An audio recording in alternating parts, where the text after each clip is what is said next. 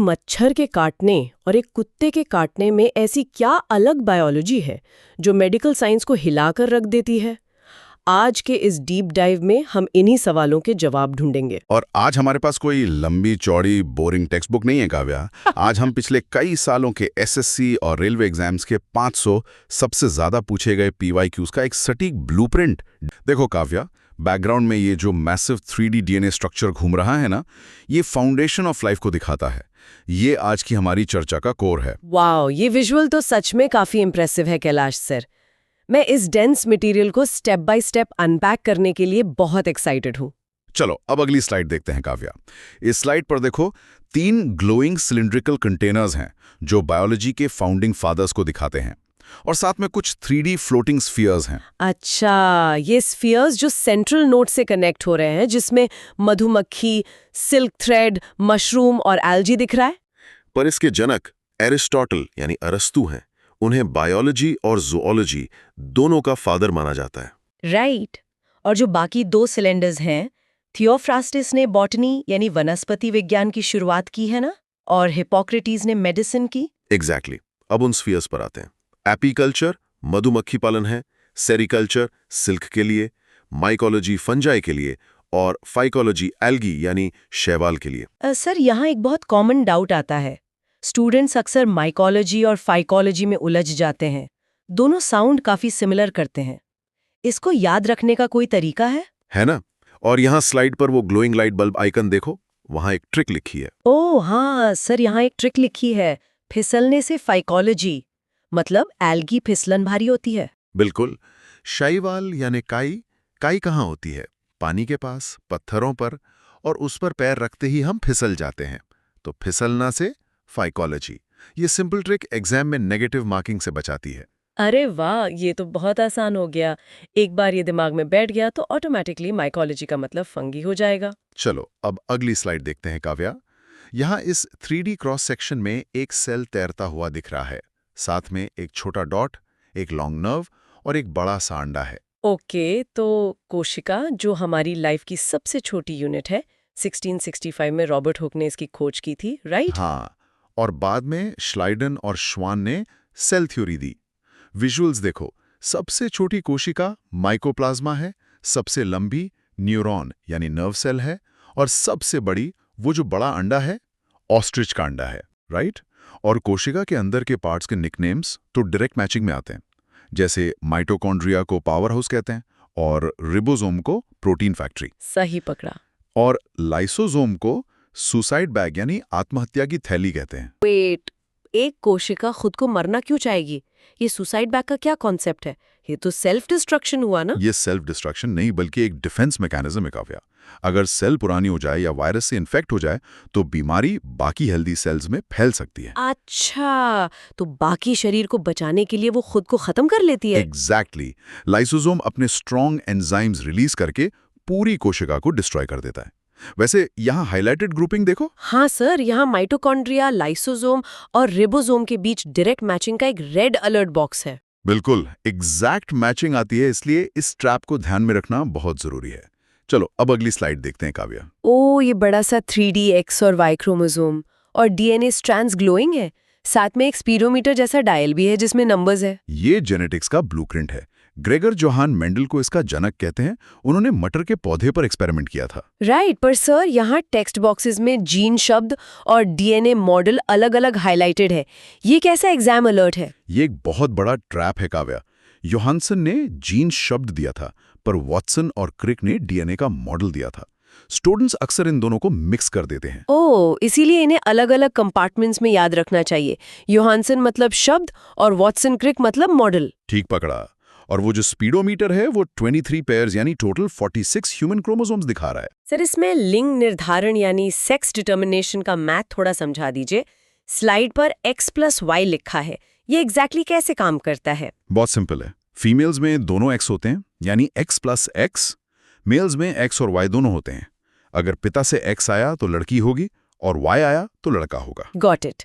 चलिए अब बायोलॉजी के उस फ्लूइड पर आते हैं जो सबको जिंदा रखता है। चलो अब अगली स्लाइड देखते हैं काव्या। यहाँ एक बड़ी सी highly realistic 3D blood drop एक ग्लास पेट्री डिश में बैलेंस हो रही है। वाह, तो नॉर्मल अडल्ट में 5 से 6 लीटर खून होता है। आरबीसी का लाइफ स्पैन 120 डेज है। और ब्लड ग्रुप्स की बात करें तो ओ यूनिवर्सल डोनर है और ए बी यूनिवर्सल रेसिपिएंट। सही कहा। खून की खोज विलियम हार्वे ने की थी। सर मेरा एक सवाल है, खून का थक्का बनने में विटामिन के क्या करता है? विटामिन के उन प्रोटीन्स को एक्टिवेट करता है जो खून बहने से रोकने के लिए जाल बनाते हैं। अगर ये ना हो तो एक छोटी सी चोट से भी खून बहता रहेगा। बाप रे, ये तो लाइफ थ्रेटनिंग हो सकता है। और सर इस स्लाइड पर पीएच की वैल्यू के पास भी अलर्ट है। पीएच मान 7.4 और उसके आगे हल्का क्षारीय लिखा है। हाँ, एग्जाम में आजकल सिर्फ नंबर नहीं पूछते, वो पूछते हैं कि ब्लड एसिडिक है या एल्कलाइन। 7 न्यूट्रल होता है, 7.4 मतलब स्लाइटली एल्कलाइन यानी हल्का क्षारीय। तो हल्का क्षारीय गोल्डन कीवर्ड है एग्जाम के लिए। चलिए आगे बढ़ते हैं। चलो अब अगली स्लाइड देखते हैं काव्या। देखो, इस ट्रांसपेरेंट 3D ह्यूमन बॉडी में स्केलेटन और डाइजेस्टिव ट्रैक्ट नियॉन साइंस की तरह ग्लो कर रहे हैं। हाँ, डाइजेशन तो माउथ से ही शुरू हो जाता है ना। पेटालिन एंजाइम स्टार्च को वहीं तोड़ लेता है। बिल्कुल। फिर पेट यानी स्टमक में प्रोटीन का पाचन होता है और फाइनल एब्जॉर्प्शन स्मॉल इंटेस्टाइन में होता है। और स्केलेटन में बच्चों में 300 से ज्यादा बोन्स होती हैं और अडल्ट्स में 206। 12 जोड़े रिब्स होते हैं। सबसे बड़ी हड्डी फीमर है और सबसे छोटी स्टेपीज। और जॉबोन सबसे मजबूत होती है। अब तुम डाइजेशन में लिवर का रोल पूछना चाह रही थी ना? हाँ सर, खाना लिवर में तो जाता नहीं, तो उसका क्या रोल है? लिवर बाइल बनाता है जो फैट्स को छोटे ड्रॉप्स में तोड़ता है, जैसे डिश सोप तेल को तोड़ता है। पर यहाँ सबसे बड़ा एग्जाम ट्रैप है। स्लाइड पर वो कॉल आउट बॉक्स देखो। देख रही हूँ सर। यहाँ लिखा है यकृत यानी लिवर में बाइल बनता है और पित्ताशय यानी गॉल ब्लैडर में जमा होता है। एग्जैक्ट, यही ट्रैप है। एग्जामिनर्स पूछते हैं बाइल स्टोर कहाँ होता है और स्टूडेंट्स जल्दी में लिवर टिक कराते हैं। बनता लिवर में है पर स्टोर गॉल ब्लैडर में होता है। अच्छा, क्लियर हो गया। ये ट्रैप याद रहेगा। चलो अब अगली स्लाइड देखते हैं काव्या। इस 3D ह्यूमन टॉसो में अलग अलग coloured glowing spheres major glands की लोकेशन बता रहे हैं। ओके, तो ब्रेन में पिट्यूटरी है जिसे मास्टर ग्लैंड कहते हैं और हाइपोथैलेमस टेम्परेचर कंट्रोल करता है। हाँ, गले में थायराइड है जहां आयोडीन की कमी से गॉइटर होता है और पैनक्रियाज इंसुलिन बनाता है जिसके बिना डायबिटीज हो जाती है। राइट। पर एड्रीनल ग्लैंड को फाइट और फ्लाइट या करो या मरो हार्मोन क्यों कहते हैं? क्योंकि इमरजेंसी में ये ग्लैंड एड्रेनलिन पंप करती है जिससे हार्ट रेट बढ़ जाती है और बॉडी को सुपर एनर्जी मिलती है ताकि तुम खतरे से लड़ सको या भाग सको। वाओ। और सर यहाँ ब्रैकेट में बैंटिंग और बेस्ट का नाम हाईलाइटेड है पेनक्रियास के पास। ये क्या है? ये एक हाईली रिपीटेड PYQ है काव्या। इंसुलिन की खोज बैंटिंग और बेस्ट ने की थी और एग्जाम्स में ये डायरेक्ट फैक्ट बहुत बार पूछा गया है। आई सी। चलिए नेक्स्ट बॉडी सिस्टम देखते हैं। चलो अब अगली स्लाइड देखते हैं काव्या। इस स्प्लिट स्क्रीन विजुअल में एक तरफ ब्रीदिंग लंग्स हैं और दूसरी तरफ किडनी का क्रॉस सेक्शन। तो रेस्पिरेटरी सिस्टम की एनर्जी करेंसी ATP है और हम मिनट में 16 से 18 बार सांस लेते हैं, जो सोते वक्त कम हो जाती है। बिल्कुल। मछलियां गिल्स से और फ्रॉग अपनी स्किन से सांस लेते हैं। उत्सर्जन की बात करें तो फंक्शनल यूनिट नेफ्रॉन है। यूरिन का pH 6.0 होता है, थोड़ा एसिडिक। और यूरिन का पीला रंग उरुक्रोम की वजह से होता है। सब पर पथरी यानी किडनी स्टोन असल में कैसे बनती है? वो एक्चुअली कैल्शियम ऑक्सलेट के क्रिस्टल्स होते हैं। जब हम पानी कम पीते हैं तो कैल्शियम और ऑक्सलेट जुड़कर हार्ड पथरी बन जाते हैं। अच्छा, इसलिए हाइड्रेट रहना जरूरी है। सर इस स्लाइड के बॉटम में एक बड़ा सा ग्रे बॉक्स है। यहाँ ध्यान दें, लिखा है यूरिना लिवर में बनता है पर बाहर किडनी निकालती है। ये पूरे सिलेबस का सबसे बड़ा रेड फ्लैग है। एग्जामिनर पूछता है यूरिया बनता कहाँ है। लोग सोचते हैं यूरिन में है तो किडनी बनाती होगी, पर डिटॉक्सिंग लिवर करता है, इसलिए बनता लिवर में है और निकलता किडनी से है। ये तो बहुत बड़ा ट्रैप था, इसको हाईलाइट करने के लिए थैंक यू। चलो अब अगली स्लाइड देखते हैं काव्या। इस विजुअल में एक 3D लेडी बग एक फैट के ड्रॉप के पास खड़ी है, पीरियोडिक टेबल जैसे ग्रिड के सामने। ओके, तो विटामिन शब्द फंक ने दिया था। B1 से बेरी बेरी होता है, B12 में कोबाल्ट होता है और C से स्कर्वी। ये सब वाटर सॉल्युबल है। हाँ, और फैट सॉल्युबल हैं A, D, E और K। A से नाइट ब्लाइंडनेस होती है, D से रिकेट्स, E फर्टिलिटी के लिए है और K खून के थक्के के लिए।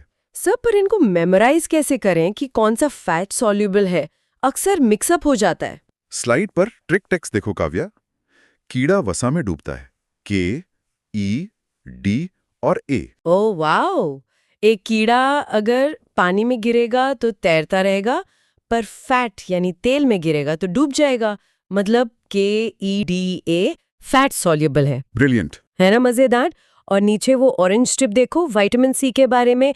ये घाव भरने में मदद करता है, दूध में नहीं होता और गर्म करने पर नष्ट हो जाता है। ये तीनों पॉइंट्स मल्टी स्टेटमेंट क्वेश्चंस में फंसाते हैं, इसलिए इनको ध्यान रखना चाहिए। चलो अब अगली स्लाइड देखते हैं काव्या।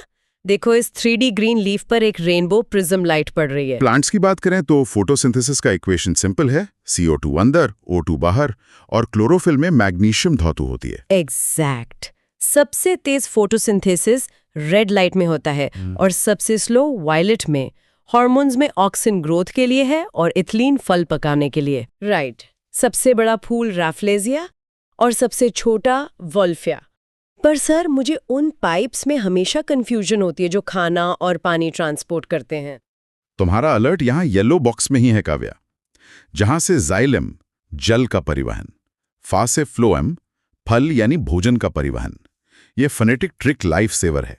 जा से जल जाइलम और फा से फल फ्लोएम। कितना आसान हो गया अब। चलो अब अगली स्लाइड देखते हैं काव्या। यहाँ 2 3D मॉडल्स हैं, एक स्पाइकी डेंजरस रेड वायरस और एक blue pill shipped bacteria. Okay. Virus की खोज इवानोव्स्की ने की थी। एड्स, रेबीज, पोलियो और डेंगी। सर रेबीज में हाइड्रोफोबिया शब्द का एग्जैक्टली मतलब क्या है? रेबीज का वायरस ब्रेन पर अटैक करता है, जिससे गले में भयानक पेन होता है। मरीज को पानी देखने से भी डर लगने लगता है, इसीलिए इसे हाइड्रोफोबिया कहते हैं। Oh that sounds terrible. और बैक्टीरिया की खोज ल्यूविन होक ने की, जिससे टीबी, कॉलेरा और टाइफॉइड होता है। यहाँ कुछ टेस्ट्स भी ब्रैकेट में हैं। हाँ, और ये गारंटीड हिट्स हैं। HIV के लिए एलिजा टेस्ट, टीबी के लिए BCG का टीका और टाइफॉइड के लिए विडाल टेस्ट। इन्हें एकदम रट लेना है। Got it. Widal for typhoid, ELISA for HIV।